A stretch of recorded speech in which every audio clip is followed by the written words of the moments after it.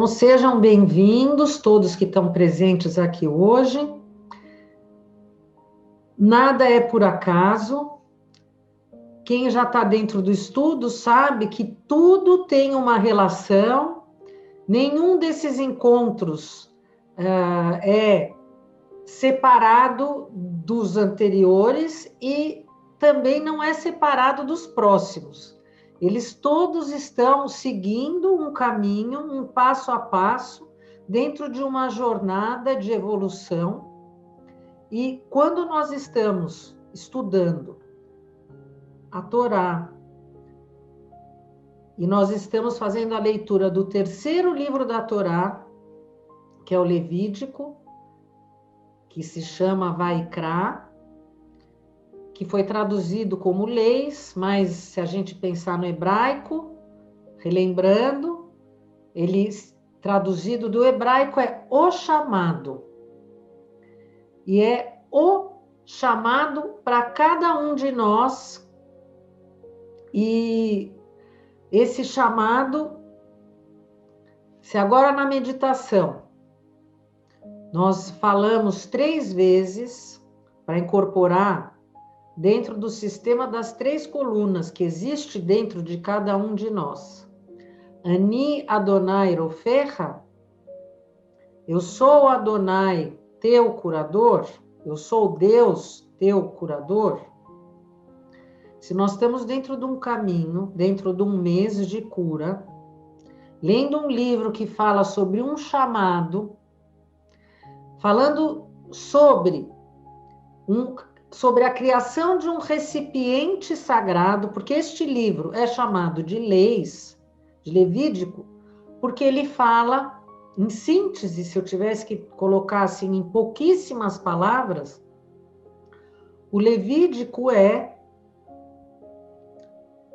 a síntese de como o trabalho do tabernáculo de purificação era feito pelo sacerdote. Purificação de todos os sentidos. Purificação daquela pessoa que levava aquelas oferendas por pecados cometidos. Purificação do próprio tabernáculo. Purificação do sacerdote. Purificação de tudo, se eu estivesse levando ao pé da letra. E, ao mesmo tempo, enquanto eu estou falando dessa purificação, esse livro se chama O Chamado. Então, Ani Adonai Rofecha, eu sou o meu curador, aonde é que está esse chamado? Esse chamado é um chamado do nosso eu mais divino, que é a nossa alma, dentro de uma dessas dimensões, são várias dimensões que eu posso tirar, mas é o chamado do nosso eu divino para nós mesmos, para dizer,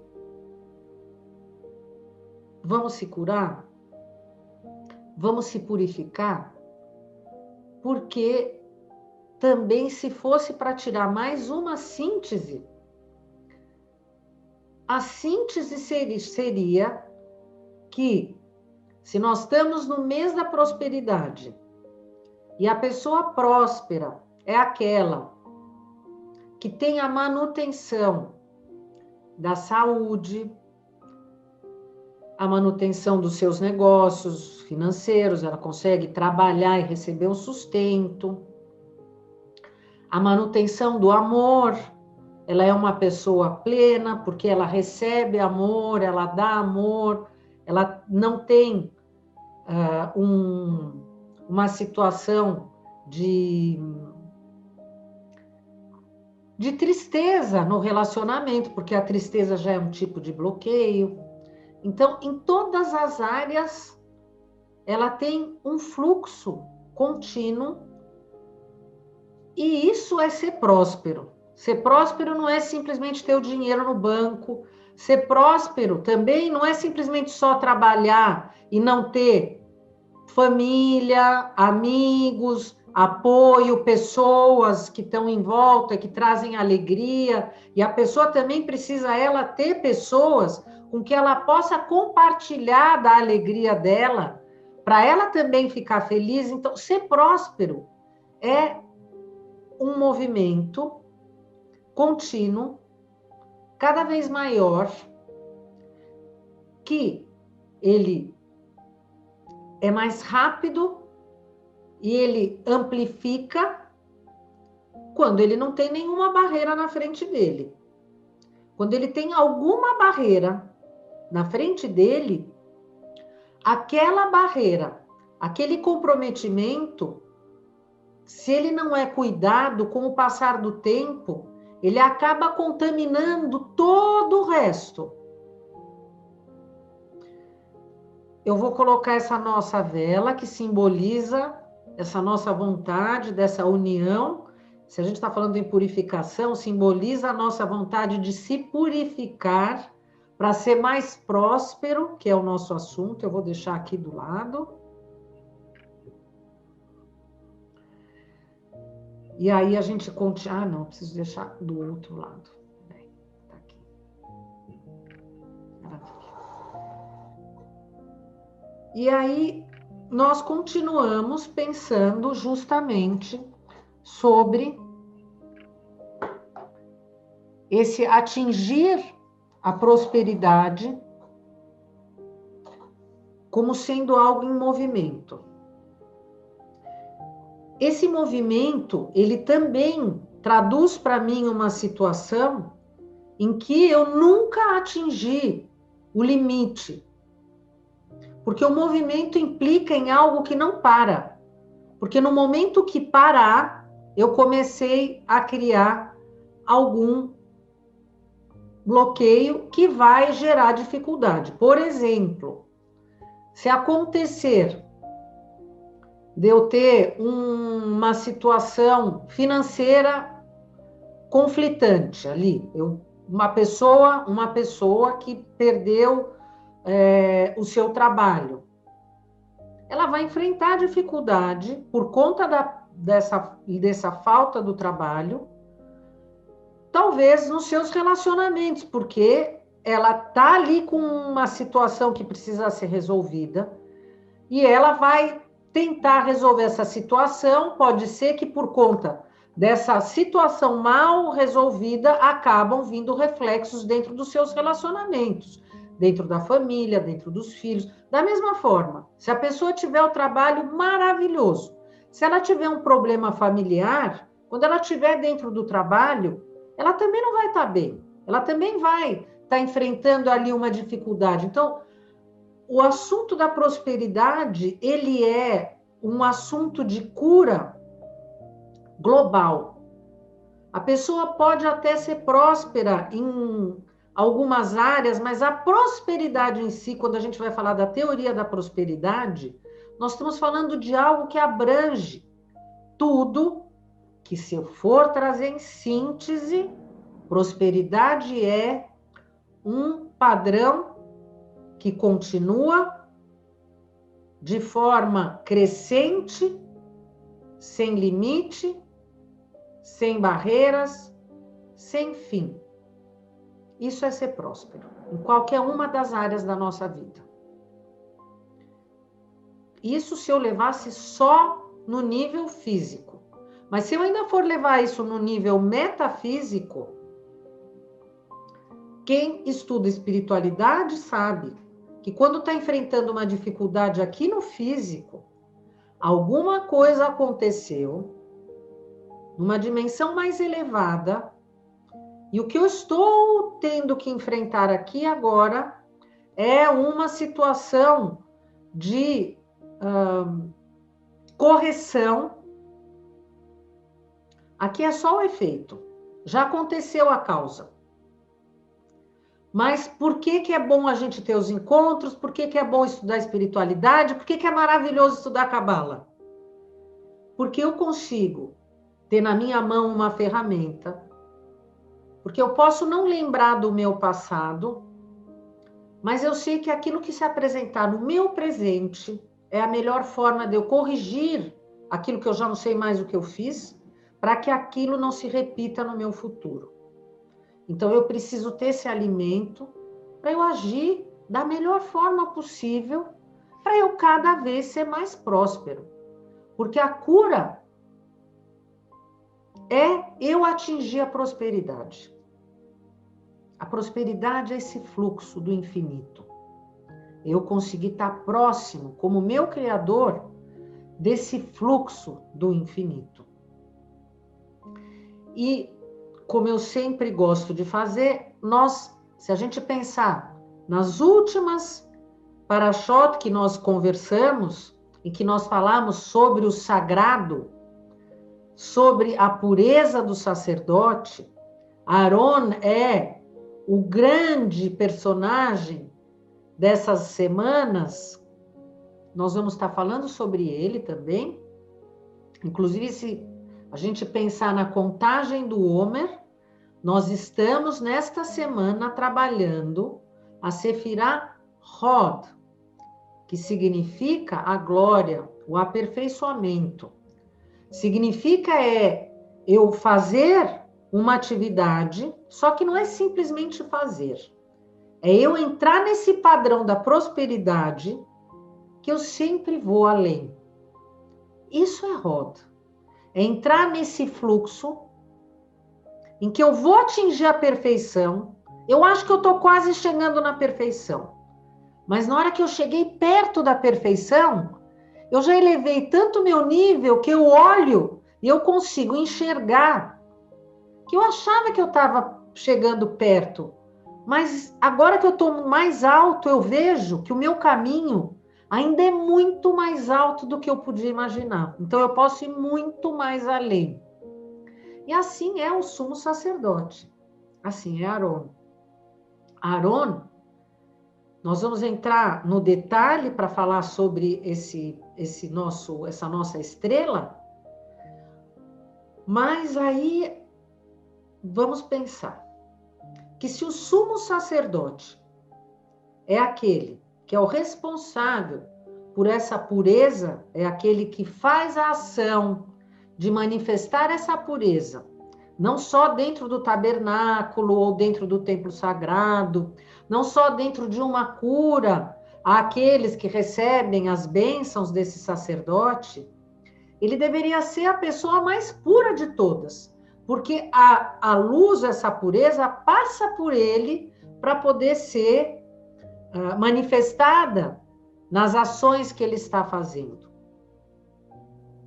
E aqui nós vamos ter várias imagens, mas eu não quero me perder antes de eu acabar de falar sobre o Homer. Se o sumo sacerdote é aquele que deveria ser mais puro, o mais puro significa o quê? Aquele que está mais próximo da luz, é aquele que brilha mais, é aquele que está menos contaminado. A contaminação significa a sombra, o sujo, o bloqueio. O iluminado é aquele que tem menos bloqueio, porque ele recebe mais luz e ele brilha. Se a gente pensa no conceito de Kedushá, do brilho, esse brilho, ele não é o brilho da luz que está vindo lá do infinito. Porque essa luz que está vindo lá do infinito, ela está sendo emanada para todos, de forma integral. Ninguém é melhor ou pior. Ela dá para todos, ela não faz julgamento. Mas algumas pessoas diferem de outras pessoas pelo grau de pureza e iluminação, que significa o que traduzido nas palavras aqui do século XXI? O quanto de luz essa pessoa consegue receber para que ela possa brilhar. Então, o brilho da santidade não é o brilho da luz infinita. O brilho da santidade é o brilho que a pessoa aqui no mundo físico faz emanar dela quando ela está realizando uma ação. Então, cada um de nós somos os nossos próprios curadores, porque cada um de nós é o seu sacerdote, do seu templo sagrado, do seu mundo sagrado. Então, a limpeza, a pureza dentro do seu próprio templo, dentro do seu próprio mundo, a responsabilidade por ela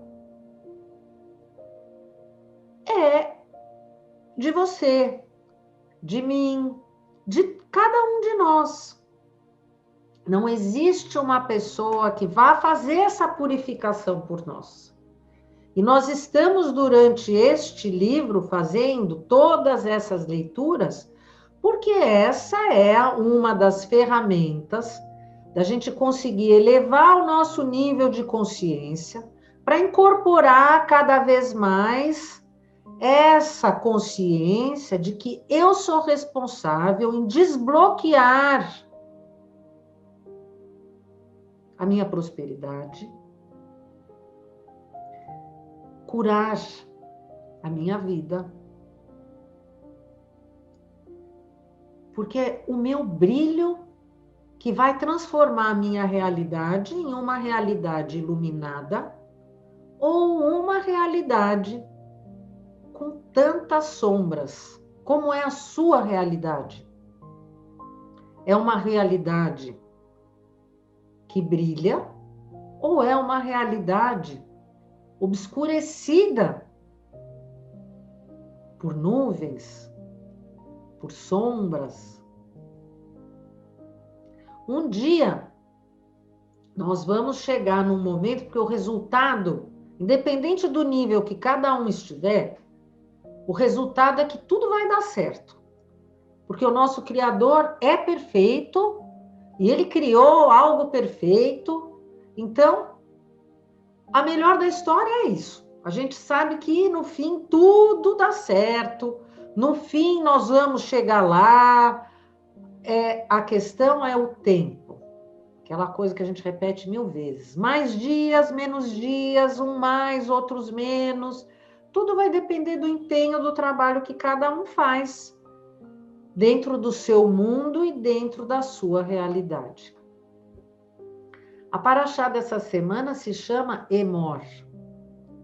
A paraxá dessa semana começa com essa palavra que, traduzido do hebraico, é e-fala. Moisés aos filhos de Aaron e aos seus filhos.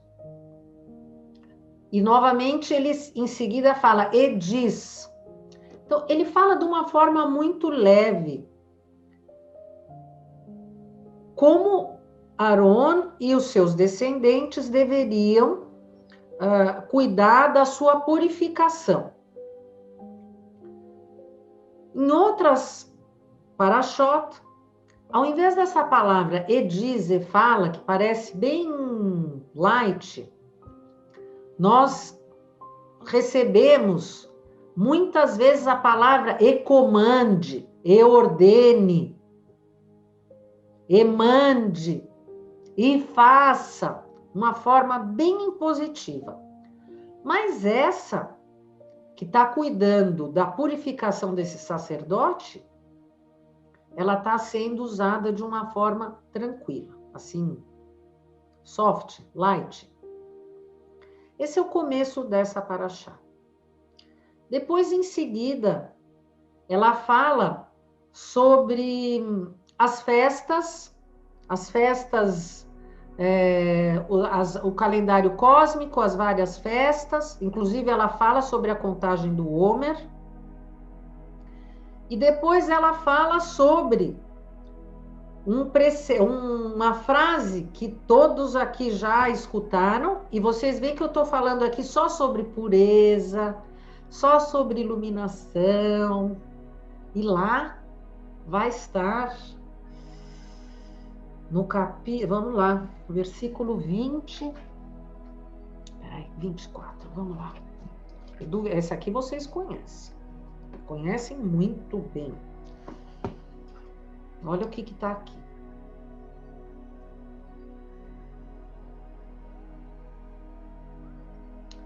Eu vou ler a partir do 18, tá?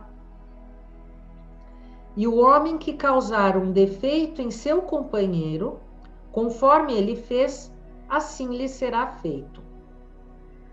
Desculpa. Vou começar a partir do 17. Então, estou no Levítico, capítulo 24. E o homem que ferir de morte toda a alma de pessoa será morto. E o que ferir de morte um animal o pagará, alma por alma. E o homem que causar um defeito em seu companheiro, conforme ele fez, assim lhe será feito. Quebradura por quebradura, olho por olho, dente por dente.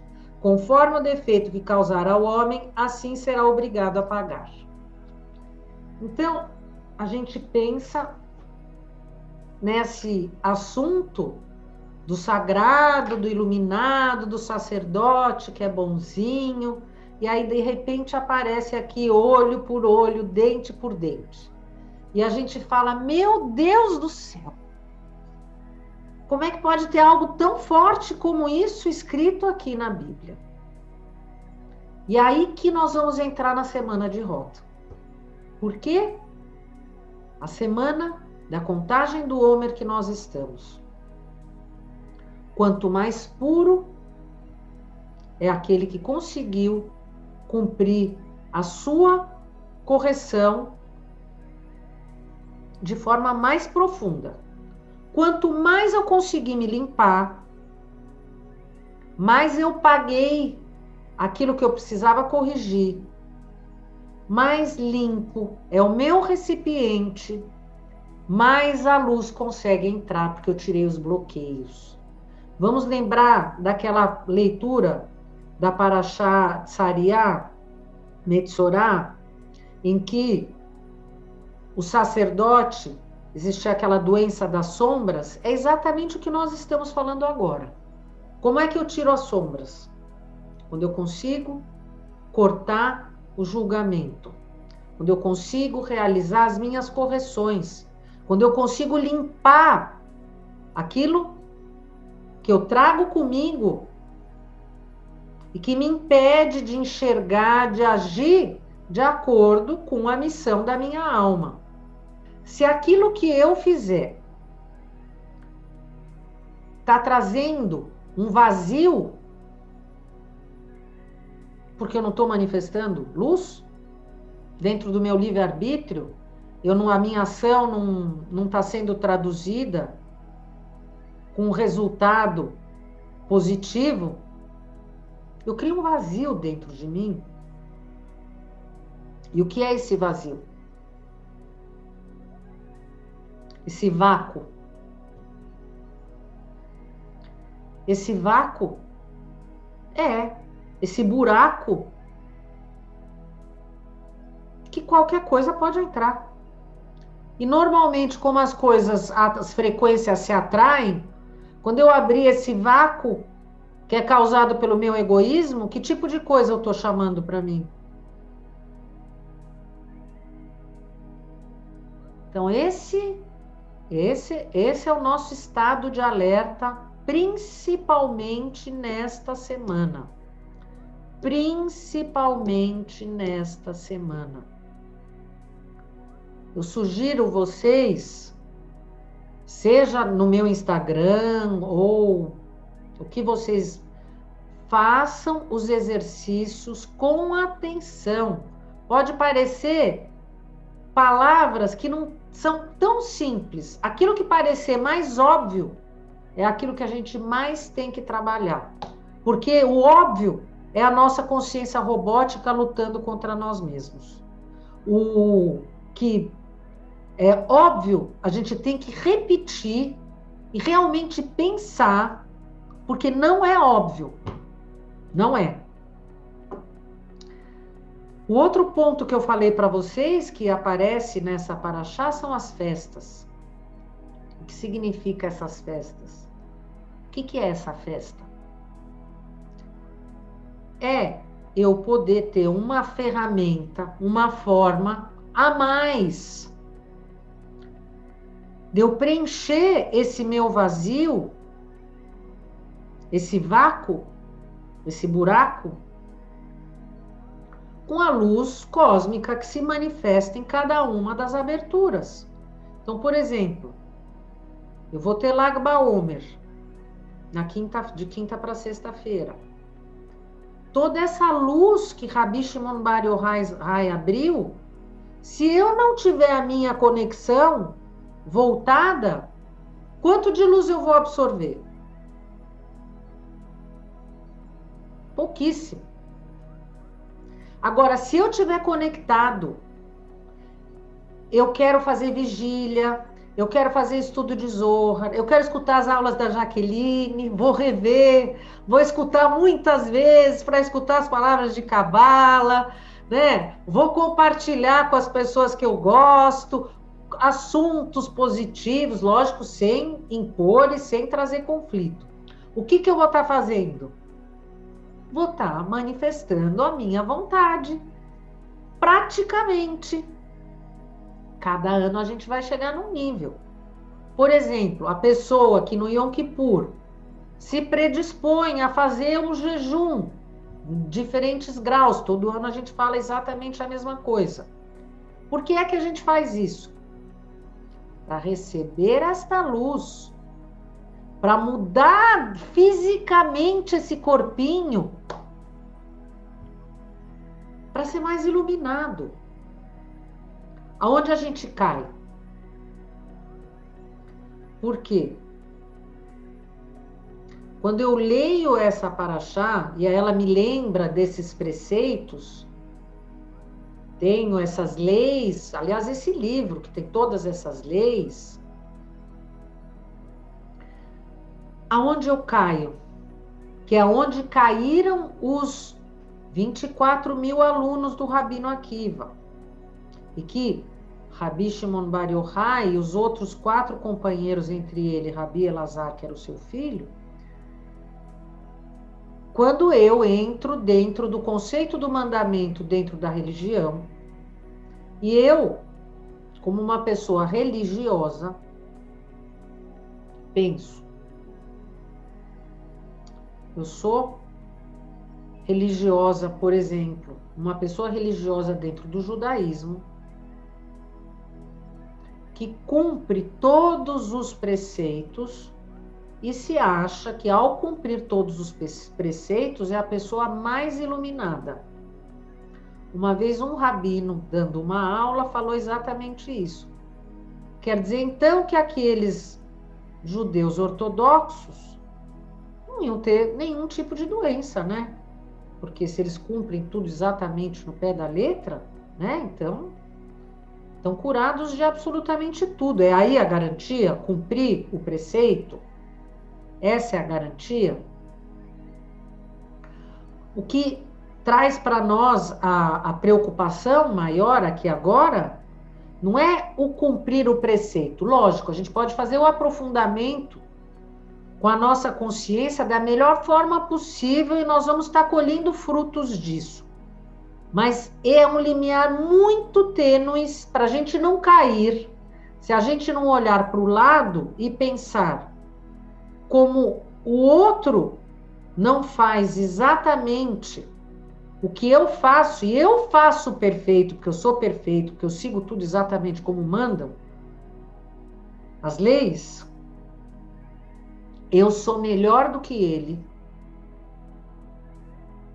E aí, eu vou, na hora, cair e criar um bloqueio.